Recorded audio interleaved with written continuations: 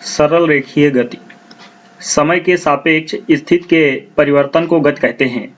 भौतिक विज्ञान की वह शाखा जिसमें पिंडों की गतियों का अध्ययन किया जाता है यांत्रिकी कहलाती है। यांत्रिकी को निम्नलिखित 3 भागों में विभाजित किया गया है। नंबर 1, स्थिति विज्ञान। यांत्रिकी की वह शाखा जिसमें बाह्य बलों की क्रिया के अधीन साम्यावस्था में वस्तुओं या पिंडों का अध्ययन किया जाता है, स्थिति विज्ञान कहलाती है। उदाहरण: दीवार पर टिकी हुई सीढ़ी, दंड तुला आदि। नंबर 2, शुद्ध गतिज विज्ञान। यांत्रिकी की वह शाखा जिसमें वस्तुओं की गति का अध्ययन किया जाता है लेकिन उन कारणों पर कोई विचार नहीं किया जाता जिनसे गति उत्पन्न होती है। उदाहरण: वृत्तीय गति, प्रक्षेप गति आदि। नंबर 3, गति विज्ञान। यांत्रिकी की वह शाखा जिसमें वस्तुओं की गति के अध्ययन के साथ उन कारणों पर भी विचार किया जाता है जिनसे गति उत्पन्न होती है, गति विज्ञान कहलाती है। उदाहरण: घिरनियों की गति, लोटनी गति आदि। निर्देश तंत्र। किसी वस्तु की गति का अध्ययन करने के लिए हमें उस वस्तु की स्थिति एवं समय के बारे में जानकारी होनी चाहिए। जिस स्थिर बिंदु या स्थान के सापेक्ष किसी पिंड की स्थिति तथा समय मापे जाते हैं, निर्देश तंत्र कहलाता है। उदाहरण: चलती हुई रेलगाड़ी। निर्देश तंत्र निम्न प्रकार के होते हैं। नंबर 1, कार्तीय निर्देश तंत्र। नंबर 2, गोलाकार ध्रुवीय निर्देश तंत्र। नंबर 3, बेलनाकार निर्देश तंत्र। नंबर 1, कार्तीय निर्देश तंत्र। इस निर्देश तंत्र में वस्तु की स्थिति का निर्धारण समकोणिक निर्देशांक x, y, z तथा समय का मापन घड़ी द्वारा किया जाता है।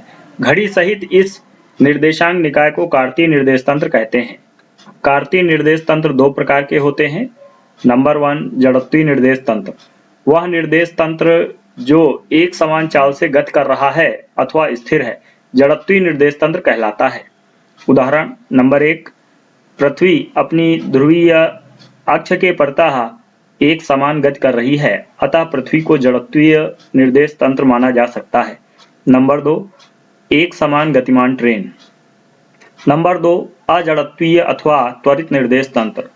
वह निर्देश तंत्र जो किसी त्वरण से गति कर रहा है, अजड़त्वीय निर्देश तंत्र कहलाता है। उदाहरण: नंबर 1, नियत त्वरण से गतिमान ट्रेन।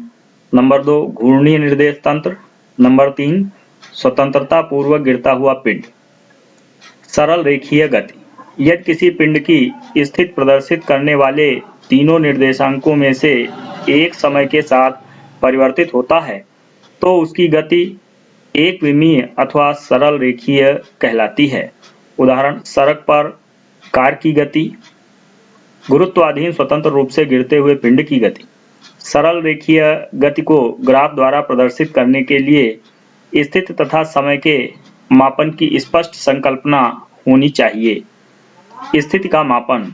नंबर 1, मूल बिंदु। स्थिति के मापन के लिए एक निर्देश बिंदु का चयन किया जाता है जिसके सापेक्ष गति का अध्ययन किया जाता है, इसे मूल बिंदु कहते हैं। मूल बिंदु के लिए x = 0। नंबर 2, दिशा। मूल बिंदु के बाईं ओर की दिशा ऋणात्मक तथा दाईं ओर की दिशा धनात्मक ली जाती है। इसी प्रकार मूल बिंदु से ऊपर की दिशा धनात्मक तथा नीचे की ओर दिशा ऋणात्मक ली जाती है। नंबर 3, मात्रक। स्थिति के मात्रक का चयन तय की गई दूरी के परिमाण पर निर्भर करता है। समय का मापन। नंबर 1, मूल बिंदु। समय के मापन के लिए मूल बिंदु को प्रारंभ समय माना जाता है जहां से कोई वस्तु गति प्रारंभ करती है। मूल बिंदु पर समय शून्य होता है। नंबर 2, दिशा। मूल बिंदु के किसी भी ओर मापा गया समय धनात्मक होता है। नंबर 3, मात्रक। समय के मात्रक का चयन समय अंतराल के परिमाण पर निर्भर करता है। चाल। किसी पिंड की स्थिति की समय के सापेक्ष परिवर्तन की दर को चाल कहते हैं। चाल बराबर चली गई दूरी बटे समय। v बराबर d बटे t। चाल एक अदिश राशि है जिसका MKS मात्रक मीटर प्रति सेकंड तथा विमीय सूत्र LT-1 होता है। चाल के प्रकार। नंबर 1, एक समान चाल।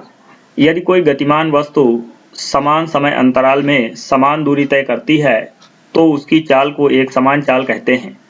उदाहरण घड़ी की सुइयों की चाल। नंबर 2 परिवर्ती चाल। यदि कोई गतिमान वस्तु समान समय अंतराल में भिन्न भिन्न दूरी तय करती है तो उसकी चाल परिवर्ती चाल कहलाती है। उदाहरण साइकिल की चाल। नंबर 3 औसत चाल। किसी गतिमान वस्तु द्वारा कुल तय की गई दूरी तथा कुल समय के अनुपात को वस्तु की औसत चाल कहते हैं। औसत चाल बराबर कुल दूरी बटे कुल समय। नंबर 4 तात्कालिक चाल। किसी निश्चित समय या क्षण पर गतिमान वस्तु की चाल को तात्कालिक चाल कहते हैं। यदि किसी सूक्ष्म समय अंतराल डेल्टा टी में किसी वस्तु द्वारा चली गई दूरी डेल्टा एस है तो वस्तु की तात्कालिक चाल भी बराबर limit delta T tending to 0 delta S by delta T v is equal to D S by D T. उदाहरण वाहनों का स्पीडोमीटर तात्कालिक चाल मापता है। वेग। किसी पिंड के विस्थापन की समय के सापेक्ष परिवर्तन की दर को वेग कहते हैं। वेग बराबर विस्थापन बटे समय v is equal to D by T. वेग एक सदिश राशि है जिसका mks मात्रक मीटर प्रति सेकंड तथा विमीय सूत्र LT-1 होता है। वेग के प्रकार। नंबर 1 एक समान वेग। यदि कोई गतिमान पिंड एक समान समय अंतराल में समान विस्थापन तय करे तो उसका वेग एक समान वेग कहलाता है। नंबर 2 परिवर्ती वेग। यदि किसी गतिमान पिंड का समान समय अंतराल में विस्थापन भिन्न भिन्न हो तो उसका वेग परिवर्ती वेग कहलाता है। नंबर 3 औसत वेग। परिवर्ती वेग से गतिमान किसी पिंड का औसत वेग प्रारंभिक तथा अंतिम स्थितियों के मध्य विस्थापन तथा संपूर्ण गति में लगे कुल समय के अनुपात के बराबर होता है। औसत वेग बराबर कुल विस्थापन बटे कुल समय। यदि समय अंतराल डेल्टा टी में पिंड का विस्थापन डेल्टा एस है तो पिंड का औसत वेग v average is equal to delta S by delta T. Number 4 तात्कालिक वेग। परिवर्ती वेग से गतिमान किसी पिंड का किसी विशेष क्षण पर वेग तात्कालिक वेग कहलाता है। यदि समय अंतराल डेल्टा टी अति सूक्ष्म means delta T tending to 0 है तो वस्तु का औसत वेग उसके तात्कालिक वेग के बराबर होता है। v is equal to limit delta T tending to 0 v average. v average delta S by delta T होता है, उसका मान यहाँ पे रख देंगे तो v is equal to limit delta T tending to 0 delta S by delta T मिलेगा। v is equal to D S by D T हो जाएगा। नोट एक समान वेग केवल तभी संभव है जब पिंड एक समान चाल से सरल रेखीय गति करता है। त्वरण। किसी गतिमान वस्तु की समय के साथ वेग परिवर्तन की दर को त्वरण कहते हैं। इसे a से प्रदर्शित करते हैं। त्वरण बराबर वेग परिवर्तन बटे समय अंतराल। माना कोई गतिमान वस्तु स्मॉल u वेग से चलना प्रारंभ करती है तथा t समय में उसका वेग v हो जाता है तो वस्तु का त्वरण a is equal to v minus U by T. त्वरण का मात्रक मीटर प्रति सेकंड स्क्वायर तथा विमीय सूत्र LT-2 होता है। यदि समय के साथ वस्तु का वेग बढ़ता है तो त्वरण धनात्मक तथा यदि घटता है तो त्वरण ऋणात्मक माना जाता है। ऋणात्मक त्वरण को मंदन भी कहते हैं। त्वरण के प्रकार। नंबर 1 एक समान त्वरण। यदि समान समय अंतरालों में गतिमान पिंड के वेग में समान परिवर्तन होता है तो वस्तु का त्वरण एक समान त्वरण कहलाता है। नंबर 2 परिवर्ती त्वरण। यदि समान समय अंतरालों में गतिमान पिंड के वेग में भिन्न भिन्न परिवर्तन होता है तो वस्तु के त्वरण को परिवर्ती त्वरण कहते हैं। नंबर 3 औसत त्वरण। किसी गतिमान वस्तु के वेग में कुल परिवर्तन तथा कुल समय के अनुपात को औसत त्वरण कहते हैं। औसत त्वरण बराबर कुल वेग में परिवर्तन बटे कुल समय। यदि किसी गतिमान वस्तु का समय t1 पर वेग v1 तथा समय t2 पर वेग v2 है तो वस्तु का औसत त्वरण average is equal to v2 minus v1 upon t2 minus t1 is equal to delta v upon delta t। 4 तात्कालिक त्वरण। यदि किसी सूक्ष्म समय अंतराल डेल्टा t में गतिमान वस्तु के वेग में परिवर्तन डेल्टा v है तो वस्तु का तात्कालिक त्वरण a is equal to limit delta T tending to 0 delta v by delta T या a is equal to D V by D T. a is equal to limit delta T tending to 0 delta v by delta T is equal to dv by dt is equal to d dt of ds by dt a is equal to d2s upon dt2। एक समान गति। यदि किसी गतिमान कण का स्थिति निर्देशांक समय का रेखीय फलन होता है तो उसकी गति एक समान होती है।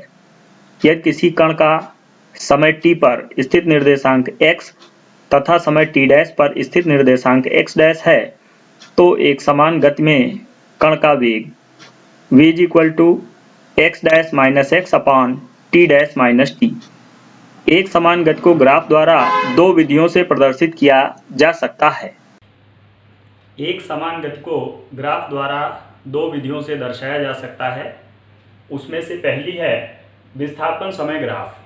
यदि किसी गतिमान पिंड के विभिन्न समयों पर किसी निर्देश बिंदु के सापेक्ष विस्थापनों को मापकर विस्थापन s तथा समय t के मध्य ग्राफ बनाया जाए तो उसे विस्थापन समय ग्राफ कहते हैं।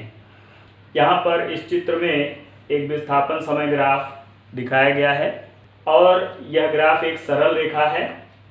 तो यहाँ इस ग्राफ से स्पष्ट है कि पिंड एक समान वेग से गति कर रहा है। इस परिस्थिति में पिंड का औसत वेग और उसका तात्कालिक वेग समान होगा। इस ग्राफ से कई एक निष्कर्ष हमें प्राप्त होते हैं। मान लेते हैं किसी क्षण t1 पर विस्थापन s1 है और किसी क्षण t2 पर पिंड का विस्थापन s2 है। तो पहला निष्कर्ष है x अक्ष के साथ सरल रेखा की ढाल पिंड का वेग प्रदान करती है। इस सरल रेखा की x अक्ष के साथ ढाल निकाल लें तो हमें पिंड का वेग मिल जाएगा। तो v बराबर s2 - s1 अपान t2 - t1। s2 - s1 ये हो जाएगा, ये bc है और t2 - t1 ये ac है। तो इसको डेल्टा s लिख देंगे, ये डेल्टा t हो गया। और ये आप देखें यदि इस चित्र से तो ये कोण यदि थीटा है तो ये BC अपान AC ये बराबर tan थीटा हो जाएगा। तो यदि आप चित्र से tan थीटा निकाल लेते हैं तो वह गतिमान पिंड के वेग के बराबर होगा। दूसरा निष्कर्ष है विस्थापन समय सरल रेखीय ग्राफ की ढाल जितनी अधिक होगी पिंड का वेग उतना ही अधिक होगा। यहाँ पर इस चित्र में दो पिंडों के वेग दर्शाए गए हैं, पिंड A और पिंड B का वेग। तो आप देख सकते हैं पिंड A के वेग के कारण जो ये सरल रेखा प्राप्त है उसकी ढाल B की तुलना में अधिक है। तो यहाँ पर पिंड A का वेग B से अधिक होगा। उसी प्रकार इस दूसरे चित्र में आप देख सकते हैं जो सरल रेखा है वो समय अक्ष के समानांतर है। तो इस परिस्थिति में ढाल शून्य होगी, अर्थात गतिमान पिंड का वेग v बराबर tan 0 बराबर 0, अर्थात वह स्थिर होगा। तीसरा है यदि ग्राफ रेखा x अक्ष के साथ 90 अंश से अधिक का कोण बनाती है तो उस स्थिति में जो पिंड होगा वो पुनः निर्देश बिंदु की ओर वापस लौट रहा होगा। इस स्थिति में जैसा कि यहाँ चित्र में दिखाया गया है आप देख सकते हैं कि सरल रेखा की ढाल 90 अंश से अधिक है। अब यदि हम यहाँ पर ये ढाल निकाल ले तो वह इस गतिमान पिंड के वेग को प्रदान कर देगी। तो v बराबर AO अपान OB, ये AO अपान OB, तो ये इस सरल रेखा की ढाल हो जाएगी। इसके अतिरिक्त कुछ निष्कर्ष और प्राप्त होते हैं जिन्हें हम अगले सत्र में चर्चा करेंगे।